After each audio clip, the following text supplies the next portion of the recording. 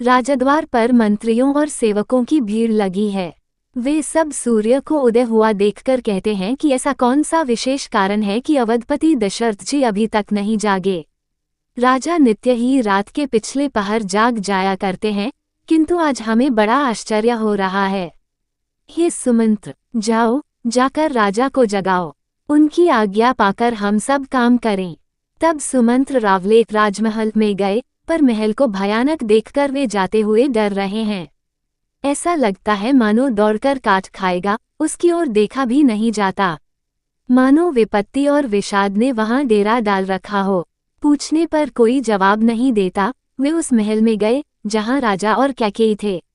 जय जीव कहकर सिर नवाकर वंदना करके बैठे और राजा की दशा देखकर तो वे सूख ही गए। देखा कि राजा सोच से व्याकुल हैं, चेहरे का रंग उड़ गया है। जमीन पर ऐसे पड़े हैं मानो कमल जड़ छोड़कर जड़ से उखड़कर मुरझाया पड़ा हो। मंत्री मारे डर के कुछ पूछ नहीं सकते। तब अशुभ से भरी हुई और शुभ से विहीन कैकेयी बोली, राजा को रात भर नींद नहीं आई, इसका कारण जगदीश्वर ही जाने।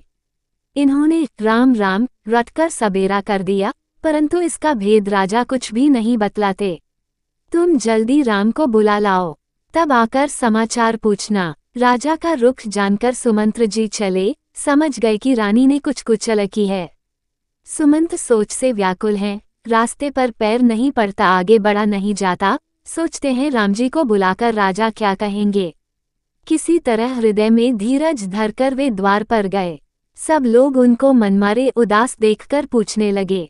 सब लोगों का समाधान करके किसी तरह समझा बुझाकर सुमंत्र वहां गए जहां सूर्यकुल के तिलक श्री रामचंद्र जी थे। श्री रामचंद्र जी ने सुमंत्र को आते देखा तो पिता के समान समझकर उनका आदर किया। श्री रामचंद्र जी के मुख को देखकर और राजा की आज्ञा सुनाकर वे रघुकुल के दीपक श्री रामचंद्र जी को अपने साथ लिवा चले। श्री रामचंद्र जी मंत्री के साथ बुरी तरह से जा रहे हैं, ये देखकर लोग जहां तहां विषाद कर रहे हैं। रघुवंशमणि श्री रामचंद्र जी ने जाकर देखा कि राजा अत्यंत ही बुरी हालत में पड़े हैं, मानो सिंघनी को देखकर कोई बूढ़ा गजराज सहमकर गिर पड़ा हो। राजा के ओठ सूख रहे हैं और सारा शरीर जल रहा है, मानो मणि के बिना सांप दुखी हो रहा हो। पास ही क्रोध से भरी कैकेयी को देखा, मानो साक्षात मृत्यु ही बैठी राजा के जीवन की अंतिम घड़ियां गिन रही हो।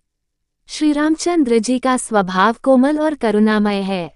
उन्होंने अपने जीवन में पहली बार ये दुख देखा, इससे पहले कभी उन्होंने दुख सुना भी न था।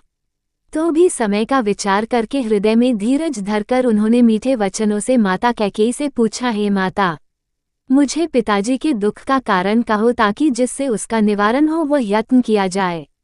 कैकेयी ने कहा, हे राम, सुनो, सारा कारण यही है कि राजा का तुम पर बहुत स्नेह है। इन्होंने मुझे 2 वरदान देने को कहा था। मुझे जो कुछ अच्छा लगा वही मैंने मांगा। उसे सुनकर राजा के हृदय में सोच हो गया, क्योंकि ये तुम्हारा संकोच नहीं छोड़ सकते। इधर तो पुत्र का स्नेह है और उधर वचन। राजा इसी धर्म संकट में पड़ गए हैं। यदि तुम कर सकते हो तो राजा की आज्ञा शिरोधार्य करो और इनके कठिन क्लेश को मिटाओ। कैकेयी बेधड़क बैठी ऐसी कड़वी वाणी कह रही है जिसे सुनकर स्वयं कठोरता भी अत्यंत व्याकुल हो उठी। जीभ धनुष है, वचन बहुत से तीर हैं और मानो राजा ही कोमल निशाने के समान है। सामान के साथ मानो स्वयं कठोरपन श्रेष्ठ वीर का शरीर धारण करके धनुष विद्या सीख रहा है। श्री रघुनाथ जी को सब हाल सुनाकर वह ऐसे बैठी है मानो निष्ठुरता ही शरीर धारण किए हुए हो। सूर्यकुल के सूर्य स्वाभाविक ही आनंद निधान श्री रामचंद्र जी मन में मुस्कुराकर सब दूषणों से रहित ऐसे कोमल और सुंदर वचन बोले जो मानो वाणी के भूषण ही थे। हे माता, सुनो, वही पुत्र बड़भागी है जो पिता माता के वचनों का अनुरागी पालन करने वाला है। वन में विशेष रूप से मुनियों का मिलाप होगा जिसमें मेरा सभी प्रकार से कल्याण है। उसमें भी फिर पिताजी की आज्ञा और हे जननी, तुम्हारी सम्मति है और प्राणप्रिय भरत राज्य पावेंगे।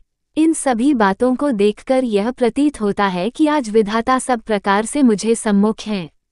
यदि ऐसे काम के लिए भी मैं वन को न जाऊं तो मूर्खों के समाज में सबसे पहले मेरी गिनती करनी चाहिए। जय श्री राम। चैनल को लाइक एंड सब्सक्राइब करें।